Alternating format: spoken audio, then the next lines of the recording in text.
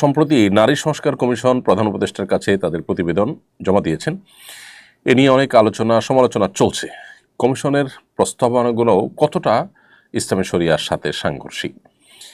দেখুন প্রিয় দর্শক, শুধুমাত্র ইসলামী শরিয়ার সাথে সাংঘর্ষিকই নয়, বরং বাংলাদেশে যত ধর্মের মানুষ বসবাস করে, মুসলিম ছাড়াও খ্রিস্টান, হিন্দু, বৌদ্ধ, অন্যান্য ধর্মাবলম্বী যারা আছে, তাদের প্রায় সবার ঐক্যমতে অনেকগুলো পয়েন্ট আছে এই প্রস্তাবনায়, এই সুপারিশনামায়, যেগুলোতে সকল ধর্মের মানুষই ভিন্ন মত পোষণ করে। অর্থাৎ আমরা বলতে পারি যে সমস্ত বিষয়গুলোতে জাতীয় ঐক্য রয়েছে, সে বিষয়গুলোর বিরুদ্ধেও এই তথাকথিত নারী সংস্কার কমিশন অবস্থান নিয়েছে।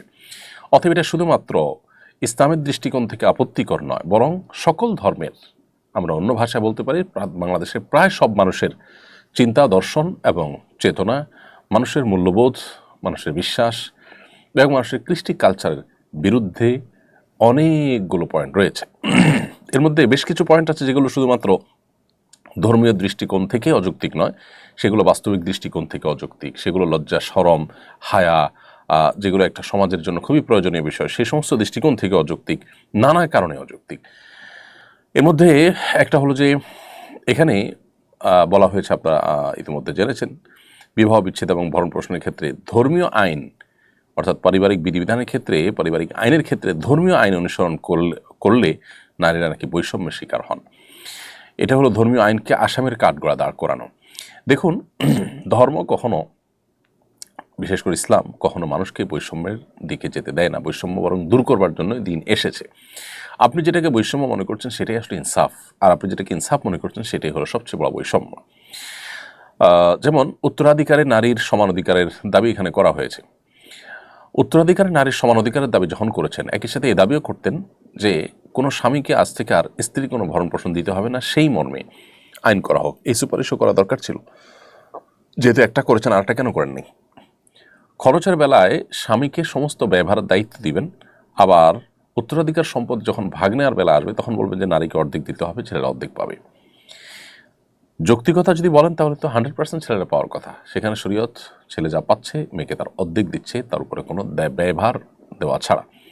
আল্লাহর বিধানের উপরে আমরা নিজেদের যুক্তি বুদ্ধি দিয়ে যদি নতুন কোনো বিধিবিধান সেখানে সৃষ্টি করার চেষ্টা করি, সেটা হবে পাশ্চাত্যপদতা। প্রকৃত অর্থেই আমরা কখনো আল্লাহর বিধান থেকে অগ্রসর হতে পারবো না, অর্থাৎ তার চাইতে আপডেটেড হওয়ার সুযোগ আমাদের থাকবে না। ঠিক একইভাবে বিবাহ, তালাক এবং উত্তরাধিকার আইনের অনেক বিষয় আছে যেগুলো বাহ্যিক দৃষ্টিকোণ থেকে দেখা যায় যে নারী বৈষম্যের শিকার হয়েছেন। আসলে নারী বৈষম্যের শিকার হন নাই। যখন আমরা ডিপে ঢুকবো বা একটু ডিটেল আলোচনা করবো, যেমন এই যে ভরণ পোষণের ক্ষেত্রেই, ভরণ পোষণ যখন স্বামীর উপরে বর্তায় প্রচলিত আইনেও, এটাকে তুলে দেওয়ার জন্য আমরা কেউ বলছি না, নারী সংস্কার বিষয়ক কমিশন তারাও বলছেন না, তাহলে সেটাকে ঠিক রেখে আপনি বলছেন যে সম্পদে অর্ধেক অর্ধেক লাগবে, এটা কীভাবে যৌক্তিক হতে পারে? একজনকে 10 টাকা দিয়ে বলবেন তুমি 5টা আইটেম বাজার করে নিয়ে আসো, আরেকজনকে 5 টাকা দিয়ে বলবেন তোমার কিছুই আনতে হবে না। তো এটার মধ্যে যদি আপনি মনে করেন 5 টাকা ওনার প্রতি জুলুম করা হয়েছে, তাহলে হাস্যকর বিষয় আর কী হতে পারে? তাদের যে সমস্ত দাবিগুলো ছিল, এর মধ্যে একটা হলো নারীদের জন্য সংসদের সংরক্ষিত আসন রাখতে হবে 300টি। এক একটা সংসদীয় আসনের জন্য কি পরিমাণ টাকা রাষ্ট্রের খরচ হয় সেটা আমরা সবাই জানি। এই গরিব রাষ্ট্রের উল্লেখযোগ্য অংশ পলিটিশিয়ান, সরকারি কর্মকর্তারা, তাদের পেছনে ব্যয় হয়ে যায়, যার সুফল আনুপাতিক হারে জনগণ সেভাবে ভোগ করে না। ইতিমধ্যে আমরা যে সমস্ত সংরক্ষিত আসনে সংসদ সদস্য হওয়া নারীদের বক্তব্য, তাদের ভূমিকা দেখেছি, আইন প্রণয়নে, দেশকে এগিয়ে নেওয়ার ক্ষেত্রে তাদের কী ভূমিকা ছিল, উল্লেখ করার মতো কোন ভূমিকার কথা আমরা বলতে পারবো? আমরা এর বিপরীতটা জানি। তারা অনেকেই তাদের চিরকুট দেখে বক্তব্য সংসদে দাঁড়িয়ে দিতে দিতে মানুষের কাছে হাসির পাত্র হয়েছেন, বাচ্চাদের কাছে হাসির পাত্র পর্যন্ত হয়েছেন। এ হলো অবস্থা। আমরা জানি যে তথাকথিত সংরক্ষিত আসনে সাধারণত বড়লোক এবং প্রভাবশালী ব্যক্তিদের বউদেরকে সংসদ সদস্য বানানোর একটা উপায় মাত্র। কোনো রিক্সাওয়ালা, কোনো দিনমজুর, তাদের স্ত্রীরা এই তথাকথিত সংরক্ষিত কোটায় তারা সংসদীয় আসনে যেতে পারেন না। তাহলে সেক্ষেত্রে বড়লোকের বউদেরকে সংসদে নিয়ে রাষ্ট্রের টাকায় লাভটা কি রাষ্ট্রের? তারা আসলে কী সেখানে ভূমিকা পালন করতে পারে? তাছাড়া যারা ভোটের মাধ্যমে নিজেদের যোগ্যতা দিয়ে যারা ফাইট করে সংসদে আসতে পারবেন না, শুধুমাত্র নারী হওয়ার কারণে তাদেরকে সেখানে আপনি কোটা সিস্টেমের মাধ্যমে সেখানে সংসদীয় আসনে যাওয়ার সুযোগ করে দিবেন, তারা আসলে কি অংশগ্রহণটা করতে পারে আমাদের দেশের এবং সার্বিক কল্যাণে। এই বিষয়গুলো যথেষ্ট বিবেচনা করার সুযোগ আছে। অতএব যে কোটার জন্য এত কিছু হয়ে গেল, সে কোটা আবার ফিরে আনছেন এবং 100-তে 100, এরকম অদ্ভুত কিছু সুপারিশনামা এখানে করা হয়েছে। ঠিক একইভাবে অভিন্ন পারিবারিক আইনের প্রস্তাব দেওয়া হয়েছে। সকল ধর্মের মানুষের বিয়ে এবং বিচ্ছেদ সব নাকি এক সিস্টেমে হবে, এবং এ বিষয়ে আমি দেখেছি যে হিন্দু ধর্মাবলম্বীরাও প্রতিবাদ জানিয়েছে, তারাও এর সাথে দ্বিমত পোষণ করেছে, মুসলমানরা তো বটেই। যৌনকর্মীদেরকে শ্রমিক হিসাবে স্বীকৃতি দেওয়ার কথা বলা হয়েছে। হিন্দু, মুসলিম, খ্রিস্টান, বৌদ্ধ 4 ধর্ম সম্পর্কে গবেষণা করে দেখা গেছে যে প্রত্যেকটা ধর্মেই যৌনতাকে পেশা হিসাবে বেছে নেওয়াটাকে জঘন্য অপরাধ হিসাবে বিবেচনা করা হয়েছে, ঘৃণার চোখে দেখা হয়েছে। বাংলাদেশের মানুষ ধর্মপ্রাণ, এই ধর্মপ্রাণ মানুষদের দেশের সকল ধর্মের মানুষের ধর্মীয় মূল্যবোধের বিরুদ্ধে আপনাকে দাঁড়াতে হবে। এটা কি কারণে, কিসের কল্যাণে?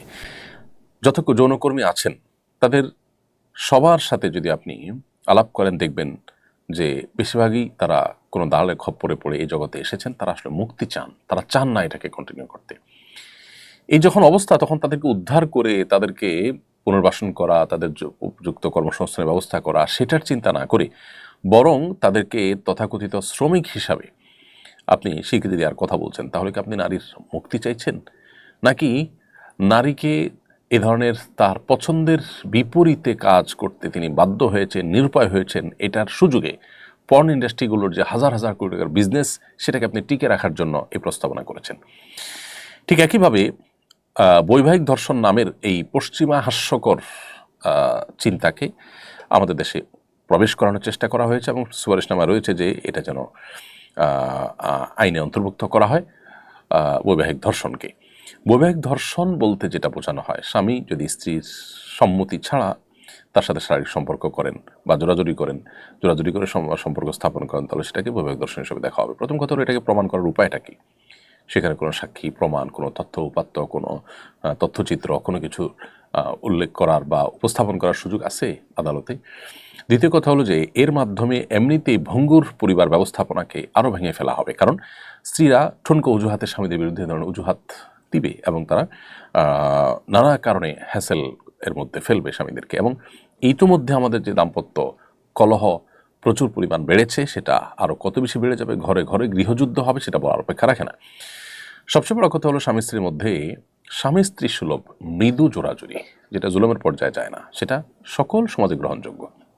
স্বামীর কাছ থেকে জোরাজুরি করে কিছু খেতে চাওয়া, বাইরে ঘুরতে যাওয়া, এগুলো স্ত্রীর একরকম অধিকার মনে করা হয়। স্বামীরাও এই জোরাজুরিগুলোকে ভালোভাবেই নেন, এগুলোকে কেউ জুলুম হিসাবে দেখেন না। এগুলোর কারণে কি সেটাকে বৈবাহিক ডাকাতি বলবেন? তাহলে এ ধরনের হাস্যকর এবং পশ্চিমাদের কাছ থেকে যা পেয়েছেন তথাকথিত এই নারী সংস্কার কমিশনের সদস্যরা, সেটাকে দেশে হুবহু কপি পেস্ট করে দেওয়ার অপচেষ্টা করেছেন। নারীদের সম্পর্কে এই যে প্রস্তাবনা দেওয়া হয়েছে সংস্কারের নামে, এটা পুরোটাই হলো পশ্চিমা চিন্তাধারার জাস্ট একটা কপি পেস্ট ভার্সন, সেটাকে এখানে চাপিয়ে দেওয়ার অপচেষ্টা তারা করেছেন। এবং তাদের বেশভূষা, তাদের হাবভাব, তাদের ছবি, এটা দেখে পরিষ্কার বোঝা যাচ্ছিল বাংলাদেশের গ্রাম বাংলার সকল স্তরের, বিভিন্ন স্তরের যে নারীরা আছেন, তাদের কোনো প্রতিনিধিত্ব এদের মধ্যে ছিল না। এদের চেহারা ছবি দেখে পরিষ্কার বোঝা যাচ্ছিল এর একটা বিশেষ শ্রেণী, যারা ইসলাম মুসলমানদের বিরুদ্ধে সবসময়ই খোঁচাখোঁচিতে লিপ্ত। বরাবরই তারা পরিবার ব্যবস্থাপনাকে ভেঙে ধ্বংস করার জন্য তারা সচেষ্ট ছিল, এবং তারা সেই কার্যক্রমটা এখনও চলমান রেখেছে। তো আল্লাহ তাআলা আমাদেরকে হেদায়েত দান করুক। আমরা এই কমিশনের প্রস্তাবনাকে বাতিল করার প্রস্তাব করছি, এবং সেই সাথে এই প্রস্তাবনা বাতিল করে নতুন করে যেন কমিশন গঠন করা হয়, সেজন্য আমরা সুপারিশ করছি।